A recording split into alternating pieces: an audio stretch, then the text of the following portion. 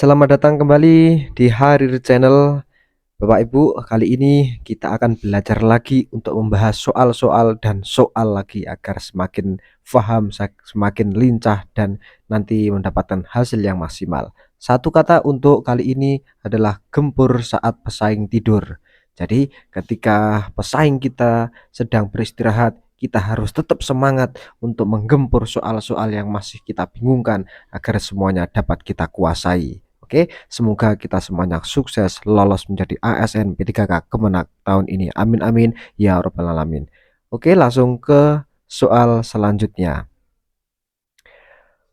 Ini adalah soal yang menjadi PR pada video sebelumnya. Kalau ada yang belum jelas silahkan nanti ditulis di kolom komentar ya. Langsung kita bahas. Pengembangan ekonomi umat dan sumber daya keagamaan sebagai modal penguatan moderasi beragama dapat dilakukan dengan kecuali A. Pengelolaan dan pemberdayaan dana sosial keagamaan berspektif moderasi beragama. B. Pengelolaan dana haji secara profesional, transparan, dan akuntabel. C. Pengembangan dan penguatan kelembagaan ekonomi umat. D. Sistem manajemen keuangan yang produktif berbasis agama ya. Jadi pengembangan ekonomi umat dan sumber daya keagamaan ini dapat dilakukan kecuali dengan apa ya, maka jawabannya adalah D. Sistem manajemen keuangan yang produktif berbasis agama. Hal tersebut diatur dalam arah kebijakan dan strategi penguatan moderasi beragama sebagaimana disebut dalam RPJMN dan Renstra Kemenak tahun 2020 sampai 2024.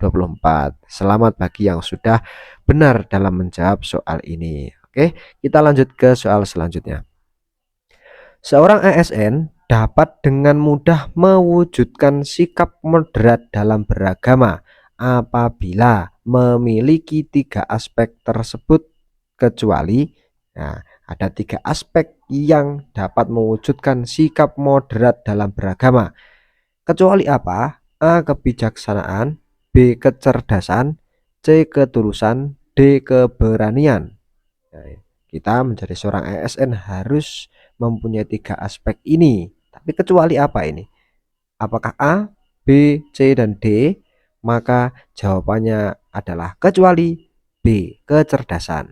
Penjelasannya, sikap moderat dalam beragama selalu memilih jalan tengah akan lebih mudah diwujudkan apabila seseorang memiliki keluasan pengetahuan agama yang memadai sehingga dapat bersikap bijak, tahan godaan sehingga bisa bersikap tulus tanpa beban ya. Ini ketulusan. Yang pertama tadi bersikap bijak adalah kebijaksanaan, kemudian ketulusan, serta tidak egois dengan tafsir kebenarannya sendiri sehingga berani. Nah, ini keberanian mengakui tafsir kebenaran orang lain dan berani menyampaikan pandangannya yang berdasar ilmu. Jadi ada tiga tadi apa? Keberanian ya, kebijaksanaan dan ketulusan. Bijaksana, tulus, dan berani. Kecuali apa? Kecerdasan. Oke, paham ya? Tiga aspek untuk mewujudkan sikap moderasi dalam beragama. Selanjutnya, dengan moderasi beragama, masyarakat diajak untuk menghindari ekstremisme dan radikalisasi. Ya, ekstrim ini terlalu berlebihan, radikal ini cara yang menggunakan cara yang keras untuk mewujudkan perubahan ya, yang dapat menimbulkan konflik serta mendorong dialog antar kelompok untuk saling memahami yang dapat mencegah terjadinya. Jadi ini dengan moderasi beragama, masyarakat diajak untuk menghindari ekstremisme, radikalisasi, ya, dengan dialog antar kelompok untuk saling memahami. Ini dapat mencegah apa? A. Konflik sosial, B. Separatisme, C. Penurunan wawasan kebangsaan, D. Penyalahgunaan media sosial. Maka jawaban yang paling tepat adalah A. Konflik sosial. Kita lihat kalau separatisme masih ingat kemarin kita bahas separatisme itu adalah paham atau kelompok yang ingin memisahkan diri dari negara kesatuan Republik Indonesia. Jadi ingin merdeka sendiri ya. Kalau penurunan wawasan kebangsaan ini ya wawasan kebangsaannya menurun Artinya kualitas dalam memahami wawasan, dalam memahami kebangsaan ini menurun. Penyalahgunaan media sosial sudah sangat jelas. Oke, maka jawaban yang tepat adalah A, konflik sosial.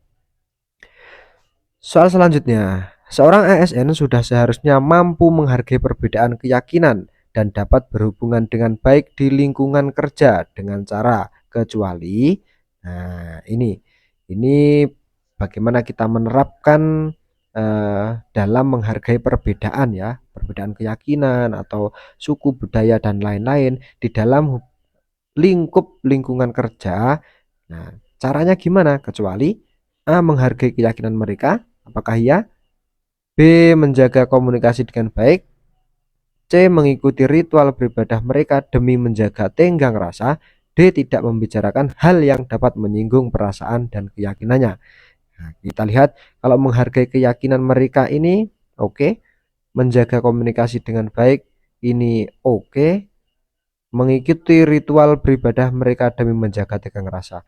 Ini mengikuti ritual beribadah ini bukan toleransi, ini malah justru ke ekstremisme, artinya berlebihan di dalam toleransi. Karena apa? Karena mengikuti ritual beribadah mereka demi menjaga tenggang rasa. Kita tidak harus selalu untuk artinya kita tidak harus sampai mengikuti ritual beribadah mereka, cukup untuk hidup saling menghormati dan lain sebagainya. Tidak harus mengikuti ritual beribadah agama lain yang tidak sesuai dengan keyakinan mereka. D, tidak membicarakan hal yang dapat menyinggung perasaan dan keyakinannya ini oke. Jadi yang kecuali jawaban yang benar adalah pastinya C. Nah, mengikuti ritual beribadah mereka demi menjaga tenggang rasa, karena hal tersebut lebih berdampak pada sikap ekstrim dan berlebihan dalam hal toleransi. Oke, soal selanjutnya. Penguatan relasi antara agama dengan tradisi dan kebudayaan masyarakat setempat merupakan moderasi dalam A, pemikiran, B, gerakan, C, tradisi dan praktek keagamaan atau perbuatan, D, kemanusiaan.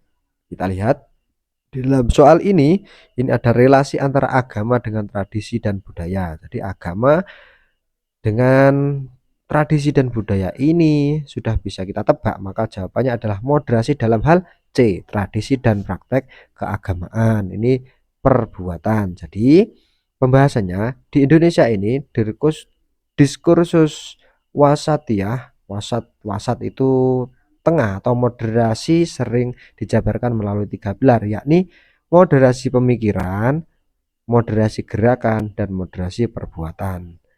Oke, ada 3 pilar ini.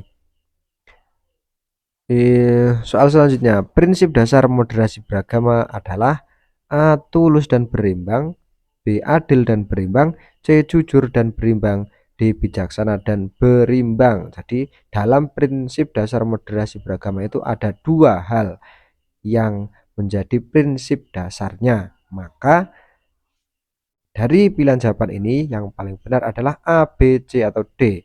Silahkan ditulis di kolom komentar. Cukup sekian. Terima kasih. Assalamualaikum warahmatullahi wabarakatuh.